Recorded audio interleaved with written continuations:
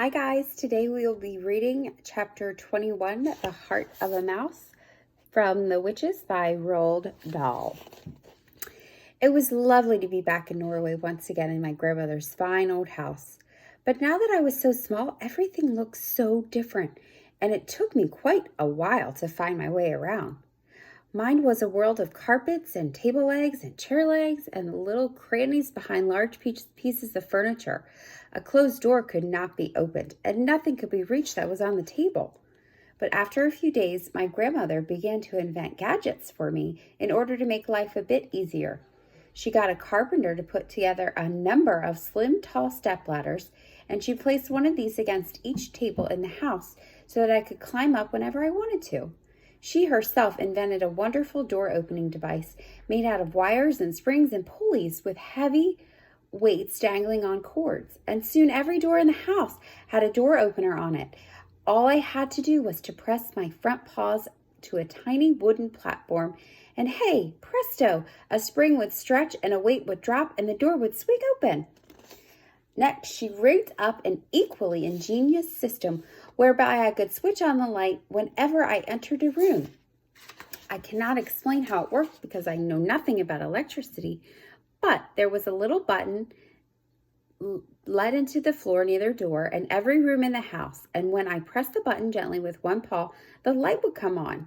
When I pressed it a second time, the light would go off again.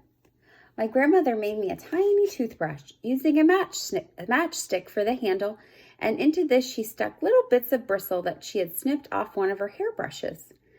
"You must not get any holes in your teeth," she said. "I can't take a mouse to the dentist. He'd think I was crazy." "It's funny," I said, "but ever since I became a mouse, I've hated the taste of sweets and chocolates. So I don't think I'll get any holes." "You're still going to brush your teeth after every meal," my grandmother said. And I did. So here he is on this little narrow ladder all the way up to the table. Here is brushing his teeth in the cup. Here he is bathing. It looks like a gravy boat. Oh, for a bathtub, she gave me a silver sugar basin, and I bathed in it every night before going to bed. She allowed no one else into the house, not even a maid or a cook. We kept entirely to ourselves, and we were very happy in each other's company. One evening, as I lay on my grandmother's lap in front of the fire, she said to me, "I wonder what happened to that little Bruno.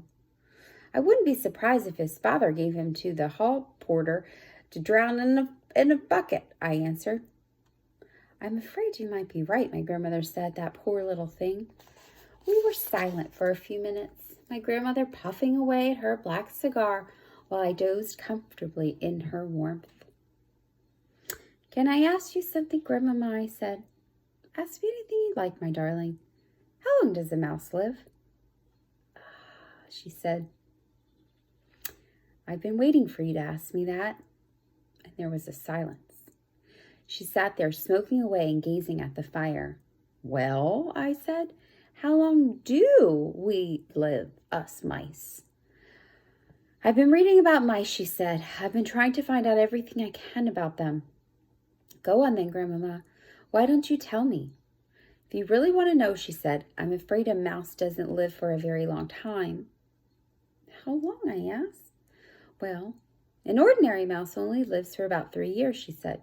"But you're not an ordinary mouse. You're a mouse person, and that's a very different matter." "How different?" I asked.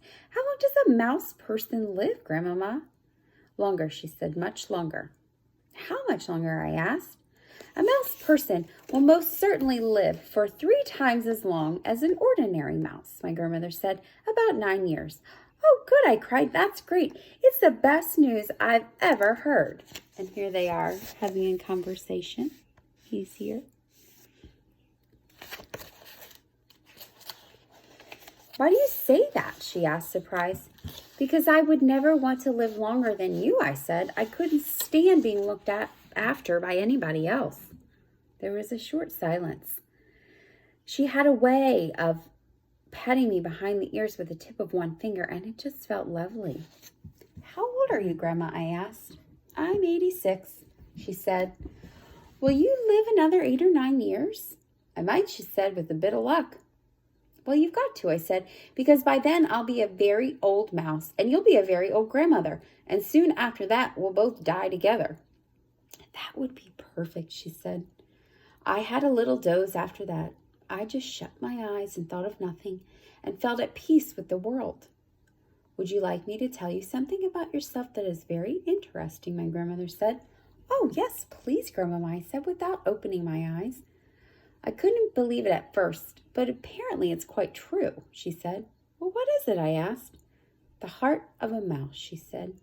And that means your heart is beating at the rate of 500 times a minute. Isn't that amazing?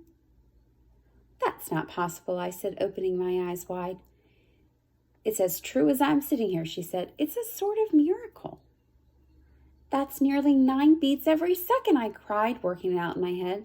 You're correct. Your heart is going so fast it's impossible to hear the separate beats. All one hears is a soft humming sound. She was wearing a lace dress, and the lace kept tickling at my nose. I had to rest my head on my front paws. Have you ever heard my heart humming away, Grandmama? I asked her. Oh, often, she said. I hear it when you're lying very close to me on the pillow at night. The two of us remained silent in front of the fire for a long time after that, thinking about these wonderful things. My darling, she said at last, are you sure you don't mind being a mouse for the rest of your life? Oh, I don't mind at all, I said. Doesn't matter who you are or what you look like, so as long as somebody loves you. And here he is with his grandmama. And if you look so closely, she's asleep here, and here he is tucked under the covers. Oh my goodness, that is beautiful. Doesn't matter who you are or what you look like, so as long as somebody loves you. Oh, I love it. All right, and next is the last chapter, and it's called It's Off to Work We Go. All right, I'll see you next time. Bye, guys.